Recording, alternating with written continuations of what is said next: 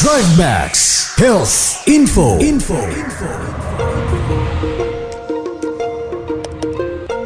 Saan po ba nakukuha ang hypertension o high blood? Bakit nagiging mataas ang cholesterol level ng isang tao? Kung high blood po ba ay pwede pa rin makipagtalik?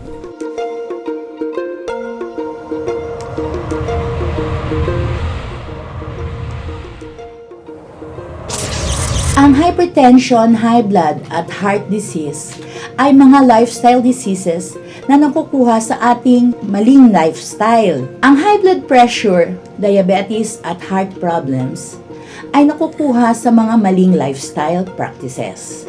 Ano itong mga lifestyle practices na nakaka-contribute sa high blood, diabetes at heart disease? Ito ang maling diet, pag mataas masyado siya sa fat, yung walang exercise, mataas ang sugar na kain, at smoking. Yan ang mga causes ng lifestyle diseases.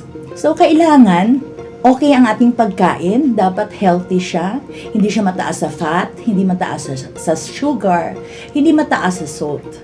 Kailangan rin natin mag-regular exercise para alis ang taba sa ating katawan. Kailangan rin natin ang sexual exercise. So kung mayroon kayong mga sakit na ganito, hindi po bawal ang mag-sexual exercise. So magtanong kayo sa inyong mga doktor kung anong dapat na mga gamot ninyo na maintenance para sa inyong mga sakit.